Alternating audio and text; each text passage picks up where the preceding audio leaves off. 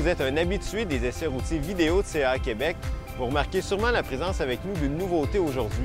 Et je ne parle pas seulement du CHR, auquel on va revenir dans un instant, mais bien de la présence de mon collègue Maxime Dubois. Salut Maxime! Salut Jesse! Alors Maxime est un agent d'information au service conseil automobile de CAA Québec et aujourd'hui il est avec nous pour qu'on vous fasse le premier coup d'œil du tout nouveau Toyota CHR. Un tout nouveau véhicule, on en entend parler.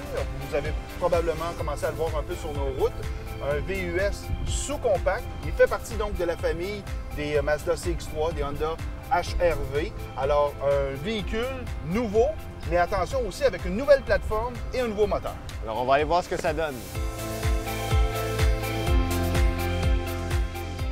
Alors moi, Maxime, la première chose qui m'a frappé en roulant dans le CHR, puis je le remarque encore aujourd'hui, c'est l'insonorisation vraiment de qualité. On n'entend presque pas le bruit des pneus à vitesse de croisière, puis le moteur est aussi assez discret. Vraiment un beau travail qui a été fait à ce chapitre-là. Puis t'en parlais pour le moteur 2 litres, le nouveau moteur qui développe 144 chevaux, qui n'est pas une bête, mais qui fait vraiment un bon travail. Franchement, c'est un véhicule agréable, et pas seulement par son comportement, mais aussi par son intérieur accueillant. Oui, belle qualité de finition, des beaux matériaux, poste de conduite qui est orienté vers le conducteur, les sièges qui sont très confortables. Oui, puis en terminant, je veux mentionner que c'est un véhicule qui est assemblé en Turquie. On n'est peut-être pas habitué à ça ici en Amérique du Nord, mais c'est très bien fait de ce côté-là aussi. Bravo à Toyota.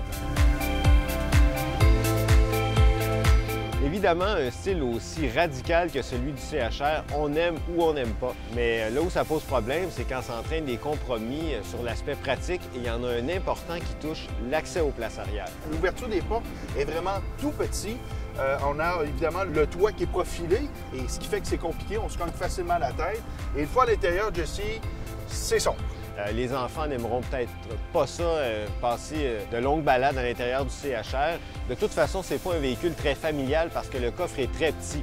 C'est très difficile de se stationner avec ce véhicule-là. Il y a une caméra de recul, mais malheureusement, elle s'affiche dans le rétroviseur au lieu du grand écran central de 7 pouces. Et Toyota a pensé à inclure des témoins pour la vérification des angles morts. C'est une très bonne chose parce qu'effectivement, des angles morts, il y en a quand on veut changer de voie. Par contre, il faut payer 1 600 $ afin d'avoir ce système-là.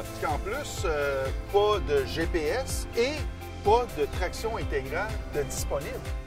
Alors Maxime, il reste à voir si l'aspect pratique limité et l'absence de traction intégrale dont on parlait vont nuire au succès du CHR, mais de toute façon, c'est une catégorie de véhicules qui s'adresse à un public assez précis.